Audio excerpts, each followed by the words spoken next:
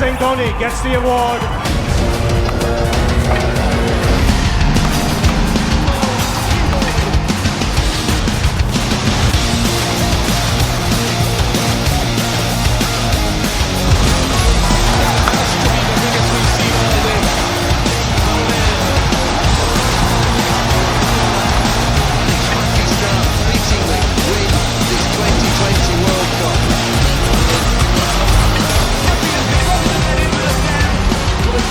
T20 festival sponsored by Moira सरिया।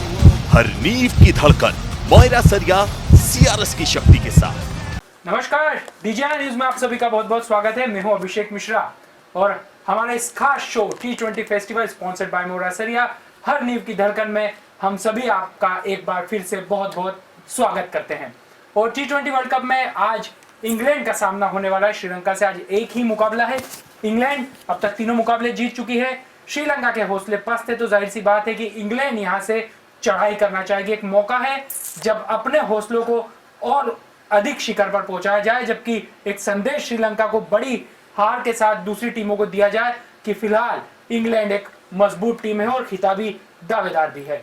तो क्या कुछ हो सकता है इस मुकाबले में, उस पर हम चर्चा करेंगे। हमारे साथ हमारे एक्सपर्ट के तौर पर मौजूद है सुखदेव सिंह गुम्मन सर। सर, आपका बहुत बहुत स्वागत है। थैंक यू अभिषेक। और पल्लव विजयवर्गीय सर भी हमें ज्वाइन करेंगे। दोनों ही क्रिकेट के दिग्गज हैं और जाने माने एक्सपर्ट है। सर, स्वागत है आपका।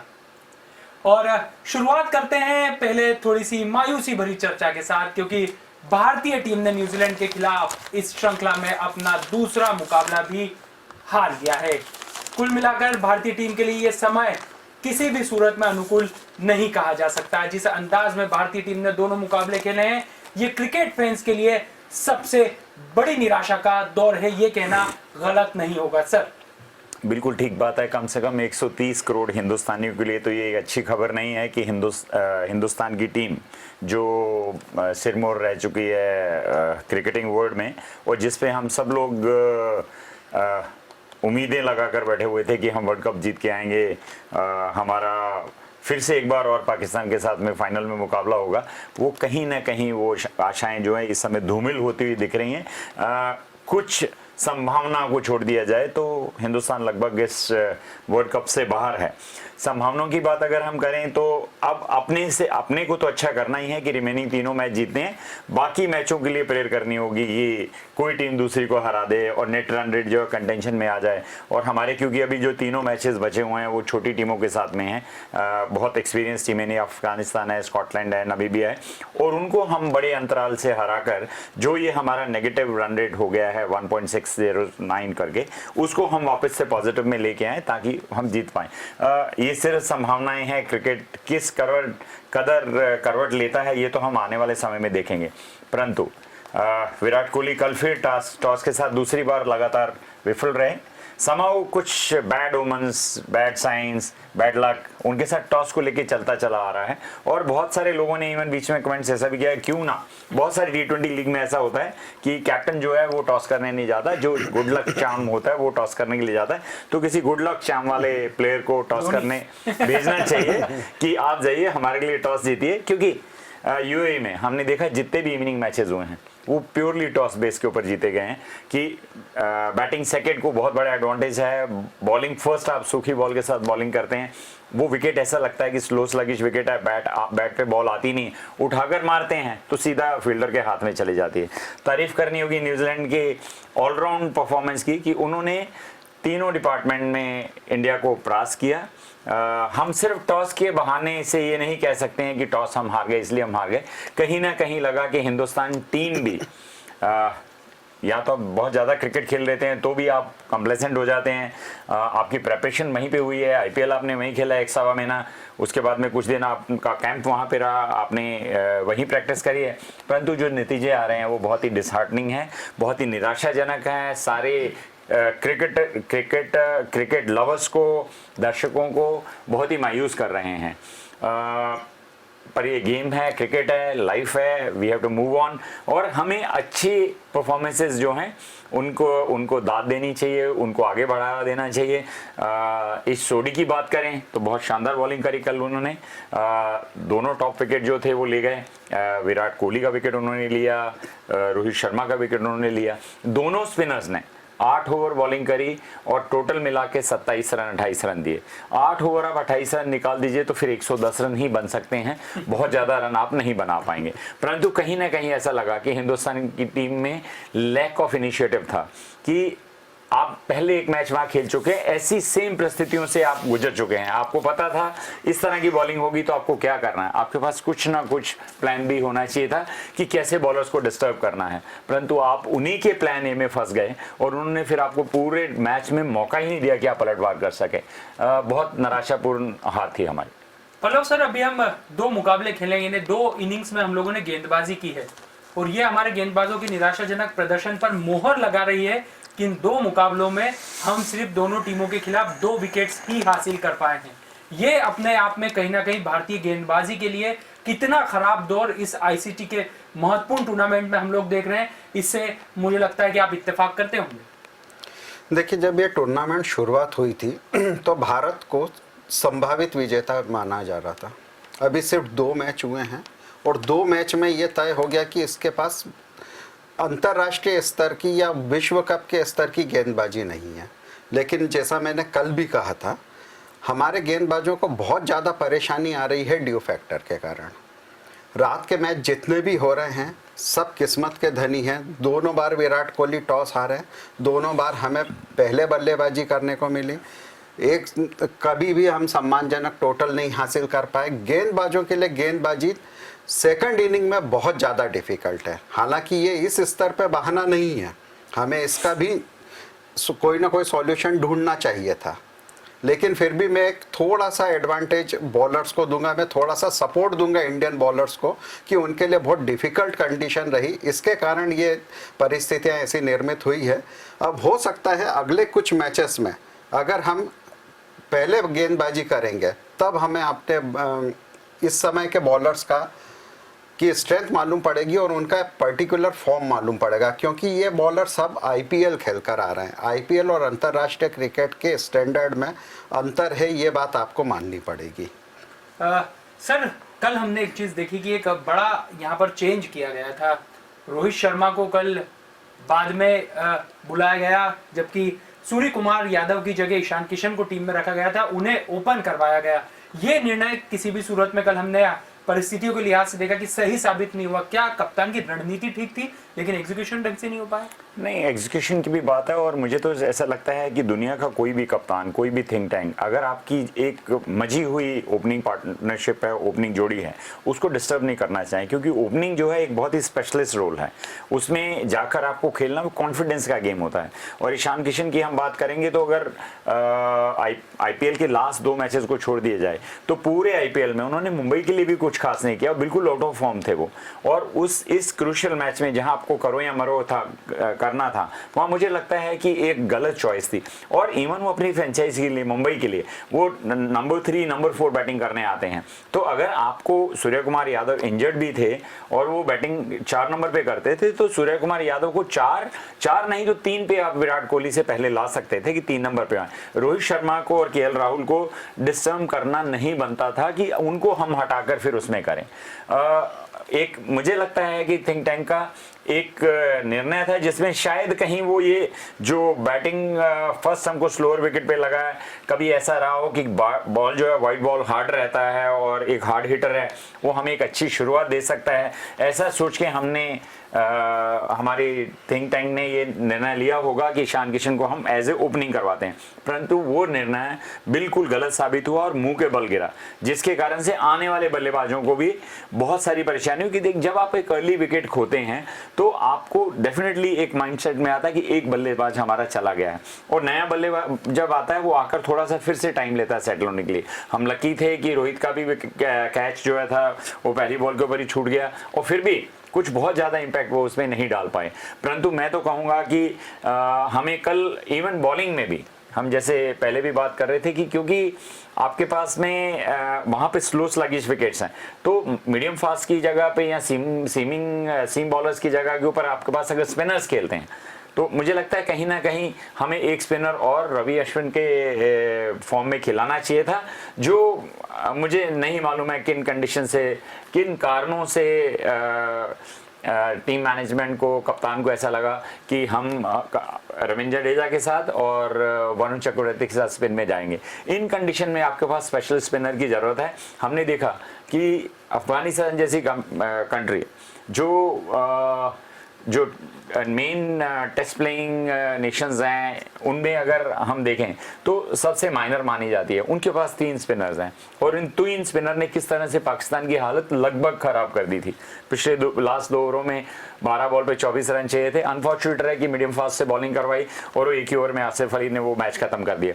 परंतु वो दिखाता है कि एक स्पिन बॉलर अगर आपके पास अच्छा है और उनको अगर कंडीशन बराबर मिलती है, हम बार बार कंडीशन की बात करते हैं कि टॉस एक बहुत बड़ा तुरुप का इक्का है जो भी जिस टीम के पास में आता है वो लगकर उसको जिता देता है।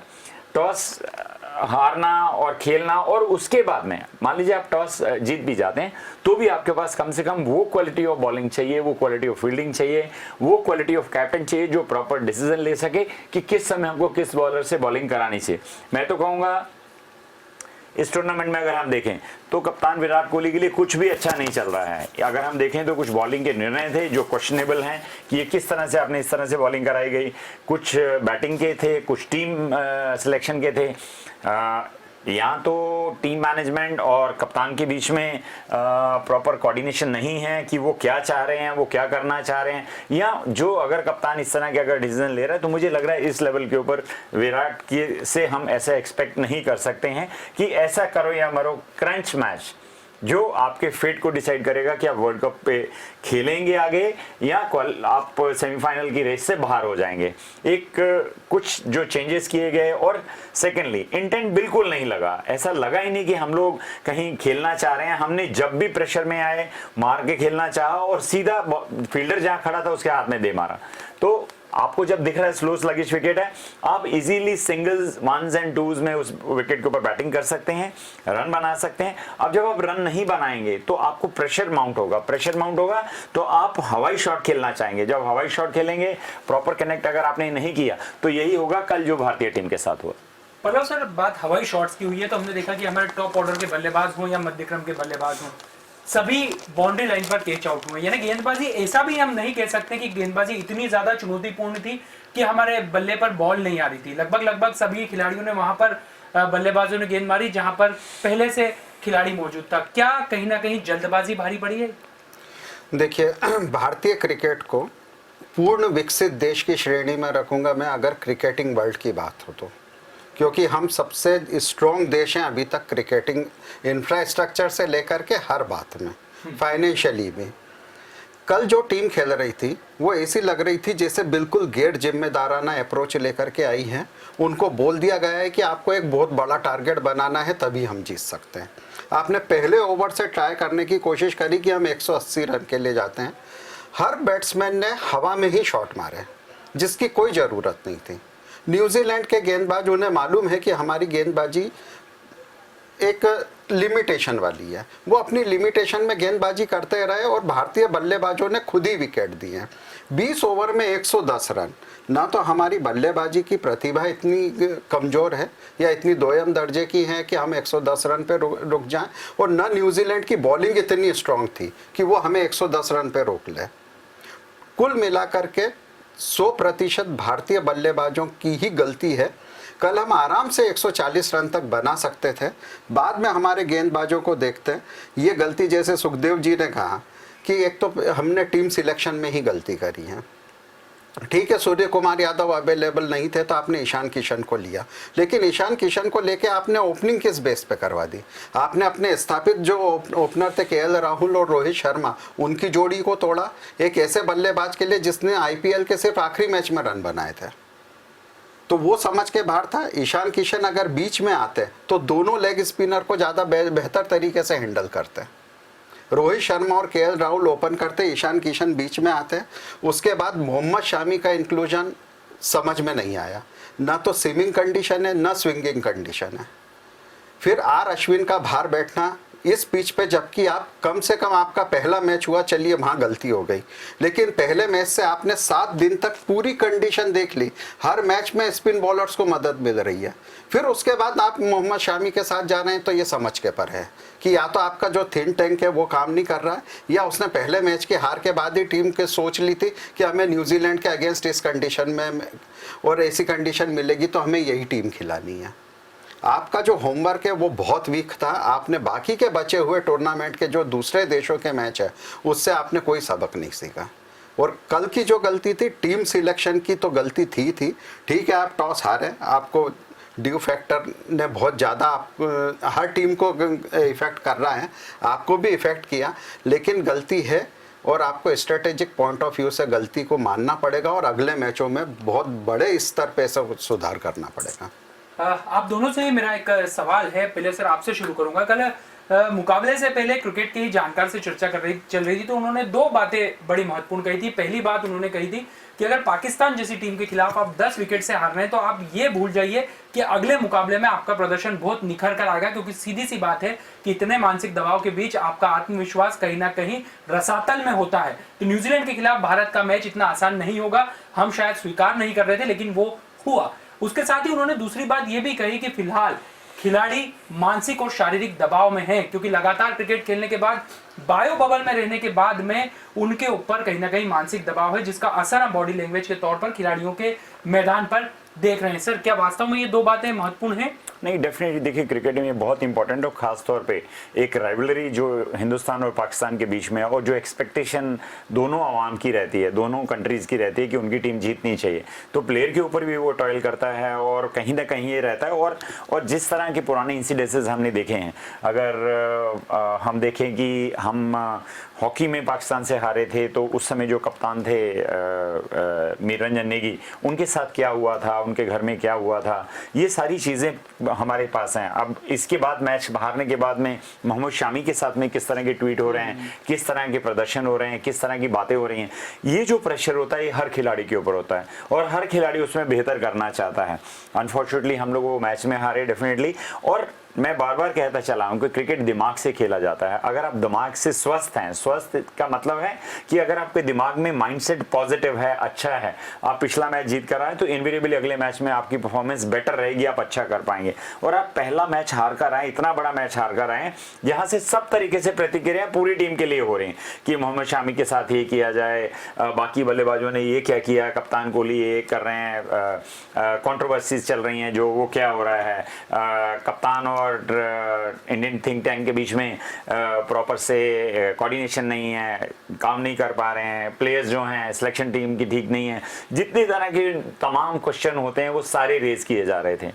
उसके बाद में जब टीम खेलने आती है तो डेफिनेटली आप अगर फिजिकली तो जैसा आपने कहा थके हुए हो सकते हैं, बट इस लेवल के ऊपर मैं एक्सपेक्ट नहीं करता हूं कि आप इंटरनेशनल क्रिकेट खेलते हैं, आपका काम ही क्रिकेट खेलना है। 365 दिन क्रिकेट होता है और आपको डिफरेंट कंडीशन में जाके खेलना होता है, तो थकावट तो मैं नहीं मानता हूं। हाँ, डेफिनेटली ये जरूर कह सकते हैं कि इतने दिनों के ब्रेक के बाद में वापस आना और क्रिकेट खेलना, और उन्हीं कंडीशन में, हॉट ह्यूमिड कंडीशन में। यहाँ एक डिसएडवांटेज जरूर है, मैं आप लोगों सबसे शेयर करना चाहूँगा कि यूएई में क्रिकेट खेलना बहुत डिफिकल्ट काम है, क्योंकि वहाँ पर जो है ह्यूमिडिटी बहुत ज़्यादा है, ह्यूमिडिटी से स्वेटिंग बहुत होता है, टेम्परेचर हाई रहते हैं, टेम्परेचर हाई होने से जब आप स्वेट लूज करते हैं तो आप एनर्जी लूज करते हैं, आपकी एनर्जी जब ड्रेन आउट होती है तो आपको बॉडी के ऊपर वो इफेक्ट डालती है। तो इतना क्रिकेट वहाँ पर खेलना डेफिनेटली कहीं ना कहीं प्लेयर्स के ऊपर थोड़ा बहुत फिजिकली टॉयल डेफिनेटली कर रहा है, जरूर कर रहा है। ये दो तो थे ही, पर ये दोनों एक्सक्यूज हम इस हार के लिए नहीं कह सकते हैं, क्योंकि अगर देखिए एक फ़र्क होता है साइकोलॉजी में, जब हम बाई नेशनल टूर्नामेंट खेलते हैं कि हम किसी कंट्री में जाकर खेलते हैं, वहाँ सीरीज़ होती है कि हमको 5 मैचेस की या 3 मैचेस की सीरीज़ खेलनी है। एक मैच में आप फॉल्टर करेंगे तो सेकेंड मैच में आप अच्छा करके आपकी कंट्री को जिता सकते हैं, परंतु ये मैचेस जो आईसीसी के टूर्नामेंट्स में होते हैं, और वहाँ जहाँ आप ऑलरेडी एक मैच हार चुके हैं और आपको मालूम है कि ये मैच करो या मरो का है, सडन डेथ है ये। अगर आप हारेंगे तो तब आप दूसरों के निर्णय के ऊपर ही आश्रित रहेंगे कि वो कुछ आपके फेवर में कर दें और आप वो फेवर लेकर आगे चले जाएं, आपको वही करना होगा। ऐसे मैच में अगर आपकी टीम ऐसी खेलती है तो मुझे लगता है कि बहुत ही ज़्यादा खराब प्रदर्शन था इंडियन टीम का। हम सब लोग जाने जाते हैं, हमारे क्रिकेटर्स जाने जाते हैं। पल्लव ने जैसा कहा कि हम क्रिकेट के मैटर में विकसित देशों की श्रेणी में हैं, क्योंकि हमारे पास जो इंफ्रास्ट्रक्चर है, हमारी जो गवर्निंग बॉडी है, हमारी जो कोचेज हैं, हमारे पास जो भी बच्चे आगे आ रहे हैं खेलने वाले हैं, जो आगे जाके इम्पैक्ट डाल रहे हैं, तो कहीं ना कहीं वे बैक हमको ये डेफिनेटली लगता है कि जो टीम सिलेक्शन वर्ल्ड कप की होती है, आपने बहुत पहले उस टीम को सिलेक्ट कर लिया, उसके बाद आईपीएल था। मुझे ऐसा लगता है कि आईपीएल में भी आपका होने के बाद में भी आपको आईसीसी ने अलाउ किया कि आप अपनी टीम में चेंजेस कर सकते हैं, ला सकते हैं। तो कुछ पर्टिकुलर ऐसे डोमिनेटिंग केसेस थे आईपीएल में जिनको इस टीम में ड्राफ्ट किया जाना चाहिए था, परंतु नहीं किया गया। स्पेसिफिकली अगर मैं 3-4 नाम की बात करूंगा तो पर्पल कैप होल्डर बॉलर हमारे, उनको नहीं लिया गया। उसके बाद में अगर हम आरसीबी के युजवेंद्र चहल की बात करेंगे, सरफेस के ऊपर उन्होंने आईपीएल में बहुत अच्छी बॉलिंग करी, उनको नहीं लिया गया। ऑल्दो मैं ऐसा नहीं कहूँगा कि वेंकटेश अय्यर को भी एक चांस मिलता है, यंगस्टर हैं डेफिनेटली। और उसके बाद में देखिए, अगर हमारे मीडियम पेसर बात नहीं कर रहे हैं तो आपके पास एक नेट बॉलर हैं मालिक, उनको आप नहीं खिला रहे हैं कि देखिए आपके पास ऑलरेडी कुछ काम नहीं कर रहा है, तो रॉ पेस आपका डेफिनेटली काम कर सकता है। बैट्समैन को अनसेटल कर देंगे अगर आप, तो वो कुछ ना कुछ उल्टा काम करेगा। आपके पास स्पीड भी इतनी अच्छी नहीं है, कंडीशन आपको अच्छी नहीं मिल रही है, तो फिर इस तरह से लंबे लंबे छक्के खाएंगे, स्टेडियम से बाहर ही आपको उठाकर मारेंगे। बहुत I think it is a time for Indian cricket to stop think कि हमें मान लीजिएगा ऐसी कंडीशन में हम फंसेंगे तो क्या हम इसी तरह से मैचेस हारते रहेंगे। आपकी टीम कॉम्पिटिटिव होनी चाहिए कि किसी भी कंडीशन में वो दिखाए कि हाँ हम खेल सकते हैं। और मैं तो ये कहूंगा कि जो जितने भी हमारे पास बॉलर्स हैं उनके पास आज चेंज इन पेस नाम की कुछ नहीं है। शार्दुल ठाकुर को अगर मैं थोड़ा सा अलग कर दूं, उसको भी एक मैच खेलने को मिला और 1.3 ओवर्स उन्होंने किए, 17 रन खाए, तो कोई बॉलर कुछ इफेक्टिवली नहीं कर पाया। जब तक आप अगर कंडीशन आपके विपरीत है और आप कुछ अलग नहीं करेंगे, कन्वेंशनल को छोड़ दीजिए, आप भाग कर आते हैं, दौड़ के आते हैं, बॉल को मूव करने की कोशिश करते हैं, फास्ट करने की कोशिश करते हैं, वो हर बैट्समैन खेलता है। जब आप चेंज इन पेस करेंगे, उसको डिसीव करेंगे, तभी जाकर कुछ होगा और आप विकेट ले पाएंगे।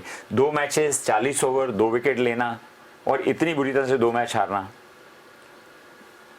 कुछ ना कुछ इंडियन थिंक टैंक को करना जरूरी है रिमेनिंग मैचेस के लिए। पल्लव सर, दोनों सवाल आपसे, क्या दबाव है कहीं ना कहीं बायो बबल का? देखिए, दबाव होना तो नहीं चाहिए। आप हैं प्रोफेशनल क्रिकेटर और आपको इंडिया के लिए खेलने के लिए पहले तो कंट्री प्राइड है कि आप इंडिया को रिप्रेजेंट करना है, और खेलने के लिए आपको कोई लाखों नहीं मिल रहे हैं, आप करोड़ों में अर्निंग कर रहे हैं। दूसरी चीज़, वर्ल्ड T20 क्रिकेट की सबसे आइकॉनिक टूर्नामेंट IPL आप खेलते हैं और हर साल खेलते हैं, तो एक्सपीरियंस और अंतर्राष्ट्रीय खिलाड़ियों के साथ खेल खेल करके जो अनुभव प्राप्त हुआ वो सबसे ज़्यादा आपके पास है। उसके बावजूद अगर आपके ये हालत है तो ये सिर्फ एक ही कारण से कहीं तक हमारे पास कोई प्रतिभा की कमी नहीं है। अगर आज बेंच स्ट्रेंथ देखें तो हम दूसरी 11 भी इन्हीं प्लेयर्स को हटा करके आप देखें तो दूसरी 11 बन जाएगी हमारी बहुत अच्छी। दिक्कत सिर्फ ये है कि हमने स्ट्रेटेजी में बहुत बड़ी बड़ी गलतियां करी हैं और उसी गलतियों का खामियाजा है कि जो 2 मैच हमें जीतने चाहिए थे उन 2 मैच में आप एक तरफा हार करके बैठे। पर सुधार अभी भी नहीं दिख रहा है। अभी भी हम देखें जो खामियां हम लोग यहाँ चर्चा कर रहे हैं उस पर नतीजे अभी भी नहीं आ रहे। हाँ, बिल्कुल नहीं आए। आप चलिए, पहला मैच आपके लिए सेटबैक था, आप हार गए, लेकिन दूसरा मैच आपका सीधे 1 हफ्ते बाद था। आप एक संडे को पाकिस्तान से खेलते तो उसके अगले संडे को आपको अगला मैच न्यूजीलैंड से खेलने को मिलता है।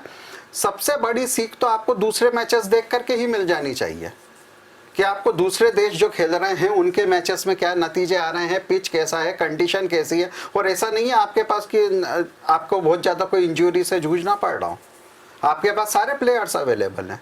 गलत आपका टीम सिलेक्शन है, गलत आपकी स्ट्रेटेजी है कि हम बैटिंग में जा रहे हैं तो हमें क्या करना है। आप आपकी स्थापित ओपनिंग पेयर को तोड़ करके आप बिल्कुल एक जो नया प्लेयर है जो अंतर्राष्ट्रीय स्तर पे अपनी जगह बना भी नहीं पाया, आपने उसको ओपनिंग करवा दी, जबकि उसका यूज़ पीछे था। आप बायो बबल का कह रहे हैं कि प्रेशर है, तो बायो बबल के तो आप यूज टू हो चुके हैं, ये आज की बात नहीं है। कोरोना काल होते हुए आज 1.5 साल से ऊपर हो चुका है, क्रिकेट चालू हुए भी लगभग 1.5 साल हो गया है, तो सभी टीमें बायो बबल में हैं और आपने उसको एडॉप्ट कर लिया उस कंडीशन को। तो मुझे नहीं लगता कि आप बायो बबल के कारण प्रेशर में हो, और अगर एक दो प्लेयर को लगता है कि वो प्रेशर में है तो हमारे पास कोई बेंच स्ट्रेंथ की कमी नहीं है, आप उन प्लेयर को रेस्ट दे करके दूसरों को मौका दे सकते हैं। ये बात बिल्कुल ठीक कही, लेकिन कहीं ना कहीं भारतीय खेमे में निराशा है, मायूसी है, और फिलहाल जो क्रिकेट को पसंद करते हैं, सबसे ज्यादा धर्म के तौर पर मानते हैं, उनके लिए ये टूर्नामेंट कहीं ना कहीं बहुत ज्यादा दुखदायी रहा है भारतीय टीम के प्रदर्शन के लिहाज से। और अब बात करते हैं आज के मुकाबले की, श्रीलंका वर्सेस इंग्लैंड। इंग्लैंड विजय रथ पर सवार है, श्रीलंकाई टीम पहले की तरह ही जूझते दिखाई दे रही है, जीत के लिए तरसती दिखाई दे रही है, यानी कुल मिलाकर मुकाबला जो है वो एज लेता दिख रहा है इंग्लैंड की तरफ, वो भी एक तरफा। सर बिल्कुल ठीक बात है, जिस ब्रांड का क्रिकेट इंग्लैंड खेल रही है तो निश्चित तौर पे ये बहुत मुश्किल मैच होगा श्रीलंका के लिए बचाना। श्रीलंका ने ऑल्दो थोड़ा स्पार्क जरूर बताया है कि एक नई टीम है, बिल्डिंग फेज में है, क्वालिफाई किया उन्होंने, आके अच्छे मैचेस खेले, ऑल्दो कुछ मैचेस जो हैं वो ठीक से नहीं खेल पाए। कहीं ना कहीं लगता है कि बैटिंग लाइनअप जो है मैच्योर नहीं है, यंग है, उनके लिए बहुत अपहिल टास्क होगा इंग्लैंड की बॉलिंग के सामने। और अगर मान लीजिए ये मैच श्रीलंका किसी तरीके से जीत भी जाती है तो उसकी स्थिति भी भारत जैसी है कि वो खुद मैच जीत जाएगी आज, तो भी उसको दूसरों के रिजल्ट पे फेवर करना, सोचना पड़ेगा कि उनका रिजल्ट हमको फेवर करे, हम आगे प्रोग्रेस कर सकें। शारजाह में ये मैच है और इंग्लैंड जिस तरीके से खेल रहा है, मैंने अभी भी चेंज ऑफ बॉलिंग की बात करी थी, तो मैं क्रिस वोक्स का बहुत बड़ा फैन हूँ कि जिस तरीके से वो चेंज इन पेस करते हैं, क्विक करते हैं, जिस तरीके से वो इंग्लैंड के लिए इन मैचेस में बॉलिंग करे, और हमने पहले भी देखा है कि इंटरनेशनल मैचेस में कैसी बॉलिंग वो करते हैं, एक बहुत बड़ा इफेक्ट डाल रहे हैं। और जहाँ बैटिंग की हम बात करेंगे तो Jason Roy, Butler, Jonny Bairstow, ये लोग, डेविड मिलान, ये आने के बाद में ये लोग जैसी बैटिंग कर रहे हैं, फेयरलेस कर रहे हैं आकर। आप देखिए, दो ही टीम है जिनकी 3 से ऊपर की पॉजिटिव नेट रन रह गए, एक इंग्लैंड है और दूसरी हमारी अफगानिस्तान है। अफगानिस्तान ने बेस्ट यूज़ किया, उसके लीस्ट जो भी छोटी टीमें थी उनके साथ खेल के कैपिटलाइज किया है, और मुझे लगता है कि बहुत अच्छी पोजीशन में एक आध टीम को किसी को मार देंगे, नेट रन रेट के बेसिस के ऊपर वो क्वालिफाई कर सकते हैं। ये प्लानिंग है थिंक टैंक की कि आपको कैसे करना है, कमजोर टीम मिलेगी तो आपको बिल्कुल उसको दबा देना है, वहाँ से कुछ अच्छा लेकर निकलना है। और इंग्लैंड ने तो देखिए कमाल ही कर दिया है, जिस तरीके से वो खेल रहे हैं, ऑस्ट्रेलिया को जिस तरह से मारा, वेस्ट इंडीज़ को जिस तरीके से मारा, ऐसा लग रहा है कि ये टीम बिल्कुल एक टॉप ऑफ फॉर्म है इस वक्त, और ऐसा लग रहा है कि अनस्टॉपेबल है। Sri Lanka will have to put in hard yard अगर वो किसी तरीके से इस मैच को जीतना चाहते हैं। पल्लव सर, इंग्लैंड की हम बात करें तो जो भारतीय टीम रही पाकिस्तान के खिलाफ निराशाजनक प्रदर्शन रहा, वैसे ही टूर्नामेंट में मुकाबला इंग्लैंड और ऑस्ट्रेलिया के बीच था, और इंग्लैंड ने भी उसी अंदाज में ऑस्ट्रेलिया को पराजय दी, तो उसके बाद हौसले तो बहुत ज्यादा बुलंद हैं। क्या कहर टूटने वाला है श्रीलंका के खिलाफ? टूट सकता है अगर पहले बैटिंग आ जाए तो, और श्रीलंका को भी एक चेंज करना पड़ेगा। मेरी समझ के बाहर है कि श्रीलंका की टीम भी वही गलती कर रही है जो भारतीय टीम कर रही है, वो भी फास्ट बॉलिंग को स्ट्रेंथ बना करके चल रही है, जबकि अखिला धनंजय जैसा गेंदबाज उनका भार बैठा हुआ है और वो लिहारू कुमारा को खिला रहे हैं। उम्मीद करता हूं कि आज शायद वो फास्ट बॉलर बदल करके एक स्पिनर को खिलाएंगे, और अगर पहले फील्डिंग आ जाती है श्रीलंका की तो डेफिनेटली इंग्लैंड को आज मालूम पड़ेगा कि इस कंडीशन में कैसे बल्लेबाजी की जाती है, और आपको उनकी स्ट्रेंथ भी मालूम पड़ जाएगी। और हो सकता है, क्योंकि आज भी रात का मैच है, फिर से टॉस बहुत महत्वपूर्ण भूमिका निभाएगा। अफगानिस्तान जैसी गलती न करें टॉस जीत करके बैटिंग करने की, तो बात अलग है, नहीं तो जो टॉस जीतेगा फील्डिंग करेगा। फील्डिंग साइड को बहुत बड़ा एडवांटेज है, और श्रीलंका एक चेंज कर ले, फास्ट बॉलर्स के बदले में उनके पास स्पिन बॉलिंग की स्ट्रेंथ है, वो स्पिनर की स्ट्रेंथ पर जाएंगे। डेफिनेटली आप देखेंगे ये मैच में आज उलटफेर हो सकता है। सर, क्या टॉस ही इंपॉर्टेंट माना जाएगा? क्योंकि अगर सामने श्रीलंका जैसी टीम है जिसके हौसले पूरी तरीके से पस्त है, और उनके सामने इंग्लैंड जैसी धुरंधरों की टीम जो एक तरीके से विजय रथ पर सवार है, क्या यहाँ पर भी टॉस मैटर करेगा, और अगर यहाँ टॉस मैटर करता है तो निश्चित तौर पर ये टूर्नामेंट के लिहाज से, क्रिकेट के लिहाज से बिल्कुल भी ठीक नहीं मानेगा। नहीं, हम बार बार कहते चले आए कि एक अनड्यू एडवांटेज किसी टीम को भी नहीं मिलना चाहिए। आईसीसी को बहुत सीरियसली इसके ऊपर विचार करना होगा और जो भी पॉसिबल नियम हो उसमें चेंज करना होगा। परंतु मुझे ऐसा लगता है कि इंग्लैंड के पास में जो है वो ऐसी टीम है कि अगर वो उनको प्लान बी एग्जीक्यूट करना पड़ता है कि अगर वो टॉस जीतते हैं और खुद बॉलिंग पहले नहीं करते हैं और दूसरे उनको बैटिंग करनी पड़ती है, तो बैटिंग स्ट्रेंथ भी उनके पास बहुत अच्छी है। और उसके बाद में उनके पास जो बॉलर्स हैं वो बॉलर्स जो है बहुत इफेक्टिव है, एक्यूरेट है। और यहाँ पे शारजा में हमने देखा है कि जो मीडियम फास्ट बॉलर है उसकी भी हाइट बॉल की बहुत ज़्यादा नहीं मिलती है। वो अगर आप पेस बॉल भी कर रहे हैं तो वो लगभग विकेट के टॉप पे या थोड़ा सा ऊपर तक ही उसकी हाइट आती है, उससे ज़्यादा नहीं मिलती है। और एक अच्छा बॉलर अगर मीडियम फास्ट है, सीमर है, तो उनको बहुत बहुत एडवांटेज भी इस विकेट के ऊपर मिलता है। हमने देखा किस तरीके से ऑस्ट्रेलिया ने यहाँ पे बॉलिंग करी थी। और अच्छे बॉलर अगर आपके पास हैं किसी भी सरफेस के ऊपर वो बॉलिंग कर सकते हैं, परंतु ड्यू एक बहुत बड़ा एडवांटेज है। और किस टीम को अगर वर्ल्ड चैंपियन बनना है तो मुझे लगता है उनको दोनों टाइप की बॉलिंग में महारत होना चाहिए कि गीला बॉल होगा तो हम मैच कैसे जीतेंगे, सूखा होगा वो तो आप इजीली कर सकते हैं, आप यूज्ड टू हैं। पल्लव सर, बात करते हैं इंग्लैंड की बल्लेबाजी की, तो हम देख रहे हैं कि जबरदस्त फॉर्म में चल रहे हैं, लेकिन एक थोड़ी सी जो कहीं ना कहीं चूक दिखाई दे रही है, एक जो कमजोर खाना दिखाई दे रहा है वो खुद कैप्टन का, इयान मॉर्गन का, लंबे समय से आउट ऑफ फॉर्म है। ठीक है, हाँ वो बात सही है कि लंबे समय से वो आउट ऑफ फॉर्म है। उन्होंने तो टूर्नामेंट चालू करने होने के पहले ये भी बोल दिया था कि इस टीम में मेरी जगह नहीं बन रही है, लेकिन ऐसा नहीं है। ठीक है, कप्तान है तो वो खेल रहे हैं। और यही है कि अगर किसी दिन रात को उनकी बल्लेबाजी भी आ गई तो वो भी फॉर्म में आ जाएंगे, क्योंकि बल्लेबाजी के लिए परिस्थितियाँ बहुत आसान है रात को स्पेशली। हाँ, दिन में अगर अभी बैटिंग आ जाती है तो फिर से मुझे लगता है कि वो आउट ऑफ फॉर्म ही रहेंगे। वैसे सर, क्रिकेट के कई जानकार हैं, दिग्गज है, शेन वॉर्न जैसे कई खिलाड़ियों ने ये कहा है कि इंग्लैंड ऐसी टीम है जो उनकी नज़र में फाइनल में पहुंचने वाली है। आप कितना इत्तेफाक रखते हैं? नहीं, डेफिनेटली देखिए, मैं बार बार कहता चला हूँ वो क्रिकेट के जन्मदाता हैं और उनके यहाँ पे भी जो फॉर्मेट है, जो 2020 फॉर्मेट है, जो काउंटी है, वो जितना कॉम्पिटेटिव क्रिकेट खेलते हैं, बाहर की देशों के प्लेयर वहाँ जाते हैं और वो काउंटी तरफ से खेलते हैं और ये काउंटीज जो हैं वो एक कॉम्पिटेटिव क्रिकेट वहाँ खेलते रहते हैं। तो उनकी भी जो ब्रीड आती है, जो पौध आती है खिलाड़ियों की, वो बहुत छनकर आती है और प्रिसाइज आती है। उनको वो सारी टेक्निक्स पता होती है, क्या करना है, कैसे करना है, क्यों करना है, और स्पेशलिस्ट होते हैं वो। अभी तक के परफॉर्मेंस को देखा जाए तो जिस तरीके से क्लिनिकल परफॉर्मेंस उनकी ऑलराउंड रही है, बॉल के साथ, बैट के साथ, फील्डिंग में हमने देखा, हमने एक भी कैच ड्रॉप करते इंग्लैंड को तीनों मैचेस में नहीं देखा, तीनों जीते हैं, लगभग सेमीफाइनल में वो क्वालिफाई कर चुके हैं। बट क्योंकि क्रिकेट एक ऐसी चीज़ है कि आप हमेशा जीतना चाहते हैं, आप बेशक क्वालिफाई कर जाएं, आप कभी नहीं चाहेंगे कि आप हारें, क्योंकि कहीं ना कहीं वो आपके कॉन्फिडेंस को दंड देता है। तो आपका कॉन्फिडेंस अपबीट रहना चाहिए, अच्छा रहना चाहिए। मुझे लगता है कि जिस तरह से शेन वॉर्न ने कहा है, बिल्कुल सही प्रेडिक्शन किया। आज अगर हम अभी तक के तीनों मैचों की जिन टीमों के हुए उनको अगर हम आकलन करेंगे तो हमें लगता है कि दो ही टीम बेस्ट दिख रही हैं उनमें से।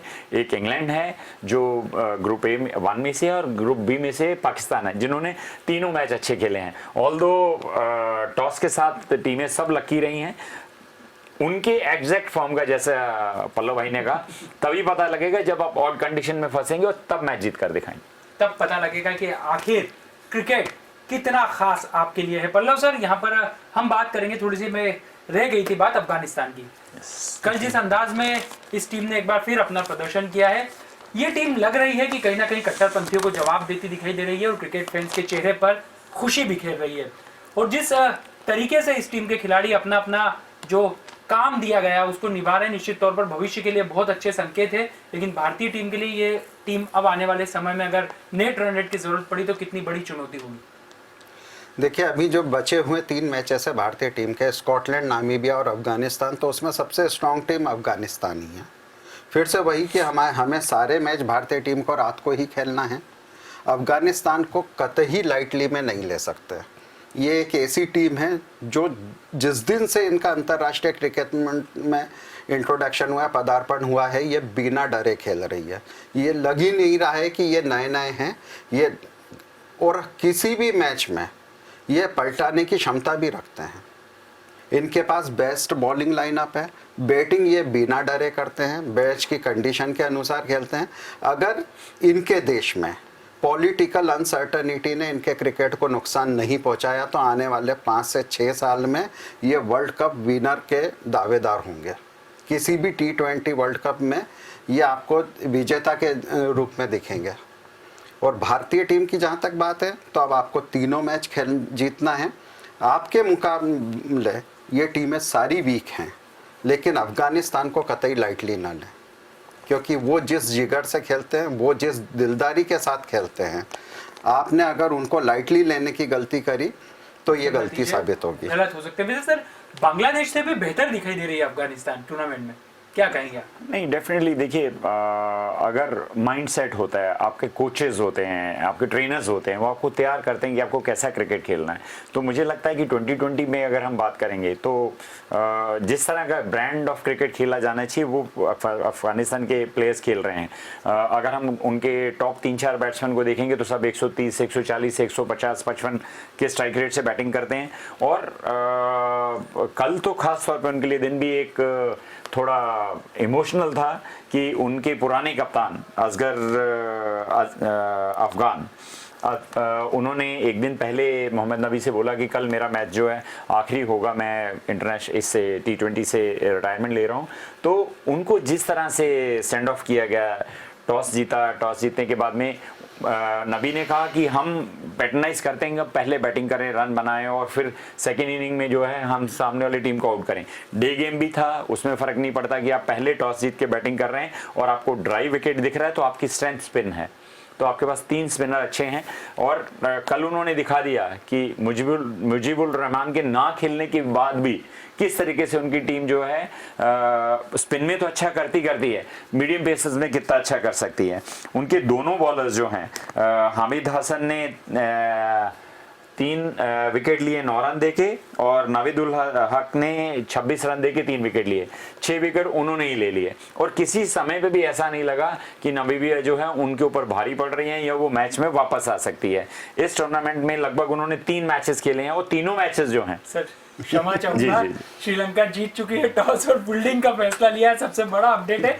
यानी कहीं ना कहीं एक एज अब यहाँ पर श्रीलंका के पास में, अगर टॉस को तीसरा सबसे खास खिलाड़ी माना जाए। अभिषेक, यहाँ पे एक ट्रेंड सेट हो चुका है। हम आईपीएल से भी देखेंगे तो आईपीएल में भी यही था कि अगर शाम के मैच हो रहे हैं तो इस समय पे वहाँ पे ड्यू होती है, और जो सेकेंड इनिंग के लास्ट 10 ओवर होते हैं वो गीली बॉल के साथ आपको बॉलिंग करनी होती है। और क्योंकि ड्यू तो आपकी फर्स्ट इनिंग के लास्ट के कुछ ओवरों में चालू हो जाता है, और ड्यू जब विकेट पे पड़ता है और रोलिंग होती है तो विकेट जो है और अच्छी हो जाती है, स्पीड जो बॉल रुक कर आती है वो ज्यादा स्पीड से आपके बैट पे आती है, स्किड होकर आती है, और आप उतनी जब बैट्समैन के बल्ले पे गेंद आने लगेगी तो वो पैराडाइज हो जाता है। ऐसा लगता है कि पहले हम किसी और विकेट पे खेल रहे थे और अभी हम किसी और विकेट पे खेल रहे हैं। ये नियम हो गया है शाम के मैच में कि आप टॉस जीतिए और आप फील्डिंग करिए, सामने वाले को बैटिंग कराइए। और मैं तो ऐसा कहूंगा कि आज जैसा मैंने कहा, ये टेस्ट है इंग्लैंड के क्रिकेटर का कि वो कैसा क्रिकेट दोनों टाइम में खेल सकते हैं। और मैं तो ऐसा सोचूंगा कि sometime there is a blessing in disguise. आप 3 मैच जीत चुके हैं, लगभग सेमीफाइनल में आप निश्चित हैं कि आप सेमीफाइनल में आ चुके हैं, तो आप चाहेंगे कि आपकी टीम विपरीत परिस्थितियों में खेले और उसको कैसे प्रैक्टिस करना है। मान लीजिए सेमीफाइनल में, फाइनल में सडन डेथ है, आप हारेंगे, आप बाहर हो जाएंगे। अगर आपने उन कंडीशन में प्रैक्टिस करी है तो आपको मालूम है कि हम क्या कर सकते हैं, हमारी टीम कैसी होनी चाहिए, क्या करना चाहिए। तो इंग्लैंड के लिए एक मौका है कि वो अब सेकंड बैटिंग जब करेगा, जब सेकंड बॉलिंग करेगा तो किस तरीके से उसके गेंदबाज बॉलिंग करते हैं और उसके फील्डर फील्डिंग करते हैं, ये हम सबको देखने को मिलेगा। सर इस पर टिप्पणी आपकी, टॉस बिग बॉस 50% में श्रीलंका जीत चुकी है। अब डिपेंड करता है कि वो खेलती कैसा है। सर 2 मिनट पहले की बातें बदल क्या वो डिपेंड करता है खेलती कैसा है। ये एक और उनका अभी मतलब उनका लाइनअप भी देखना चाहिए कि उन्होंने अपने स्पिन बॉलिंग को कितने स्ट्रेंथ बढ़ाई है। तो अब ये कहीं ना कहीं बिग बॉस जो है वो श्रीलंका के पक्ष में है, लेकिन रिकॉर्ड इंग्लैंड के पक्ष में। अब देखना खास होगा कि यहाँ कंडीशन भारी पड़ती है या फिर एक बार फिर टॉस द बिग बॉस भारी पड़ता है। सर फेवरेट टीम आपकी आज की, टॉस के बाद की? मैं तो फिर भी इंग्लैंड के साथ ही जाना चाहूंगा, क्योंकि मुझे लग रहा है कि वो जिस तरह के क्रिकेट खेल रहे हैं और जैसे उनके पास बॉलर्स हैं, क्या वो बॉलर्स कैपेबल हैं किसी भी कंडीशन को हैंडल करने के लिए। और जो बैटिंग लाइनअप है बहुत ही खतरनाक है। वो पहले बैटिंग करते समय भी वो रन उनका इंटेंट रहेगा कि हम ज़्यादा से ज़्यादा बनाए ताकि श्रीलंका वो रन ही ना बना पाए। सर नहीं, डेफिनेटली देखिए इंग्लैंड के पास एक बॉलिंग लाइनअप तो बहुत अच्छी है, 3 स्पिनर 3 फास्ट बॉलर लेकर के खेल रहे हैं और अभी तक उनके बॉलर जो है उन्होंने हमेशा अपनी टीम के लिए बहुत एक एक्स्ट्रा ऑर्डिनरी काम किया है। अब ये बस डिपेंड ये करता है कि आज की कंडीशन में जब इनकी रात को बॉलिंग आई है तब ये बॉलिंग कैसी करते हैं, ये आज खासकर मुझे देखना है। और श्रीलंका का मैं आपको बता दूं कि फिर से उन्होंने गलती करी है, अपनी फास्ट बॉलिंग स्ट्रेंथ को ही लेकर के खेल रहे हैं, ये थोड़ा सा उनके लिए डिसएडवांटेज भी है। पर टीम ने बताई सर आप मैंने एक ही फास्ट बॉलर देखा अभी कि वो लिहारू कुमारा को लेकर के खेल रहे हैं, जो कि अभी तक टोटल विकेट लेस रहे हैं 2 मैच में। एक मैच में तो 3 ओवर में 48 रन दे चुके हैं, दूसरे मैच में भी उन्होंने आखिरी में साउथ अफ्रीका के अगेंस्ट जो 2 छक्के डेविड मिलर ने मारे थे वो उन्हीं को मारे थे, जबकि कंडीशन थी 12 बॉल पे जीता हुआ मैच था श्रीलंका के लिए। वो उन्होंने ही अपने वो अभी फॉर्म में नहीं है और ये कंडीशन भी नहीं है उसके लिए। तो कंडीशन भले ही विपरीत हो, लेकिन फिलहाल श्रीलंका वर्सेस इंग्लैंड और टॉस द बिग बॉस गया है श्रीलंका के पक्ष में। तो जाहिर सी बात है कि जो टीम अभी कमजोर आंकी जा रही थी वो बिग बॉस के सपोर्ट से कहीं ना कहीं कंपटीशन में आती हुई दिखाई दे रही है। लेकिन इंग्लैंड के धुरंधर भी तैयार हैं, माइंड सेटअप करके आएंगे और निश्चित तौर पर जिस तरीके से ये टूर्नामेंट में टीम आगे बढ़ती दिखाई दे रही है, श्रीलंका के लिए भले टॉस जीत गए, लेकिन मैच इतना आसान नहीं होने वाला है जितना कि हम लोग टॉस के बाद सोच रहे हैं। फिलहाल हमारी इस खास पेशकश T20 festival sponsored bye Moira सरिया हर न्यूज़ की धड़कन में इतना ही। लेकिन डीजीएनआर न्यूज पर खबरों का सिलसिला जारी और एक महत्वपूर्ण जानकारी आप सभी के लिए कि कल उपचुनाव के परिणाम आने हैं। सुबह से डीजीएनआर न्यूज पर हम लगातार आपको सभी सीटों के परिणाम देते रहेंगे। मध्य प्रदेश की 1 लोकसभा और 3 विधानसभा सीट पर चुनाव के परिणाम कल आने वाले हैं। सुबह से हमारे एक्सपर्ट हमारी पैनल्स के साथ में तमाम राजनीतिक दिग्गजों के साथ आपसे रूबरू होंगे और सभी जानकारियां आपको चुनाव से जुड़ी, मैच से जुड़ी लगातार मिलती रहेगी। यानी कल आपको दिन भर हमारे साथ बने रहना है और धनतेरस की आप सभी को अग्रिम शुभकामनाएं। नमस्कार। India win! Mahendra Singh Dhoni gets the award.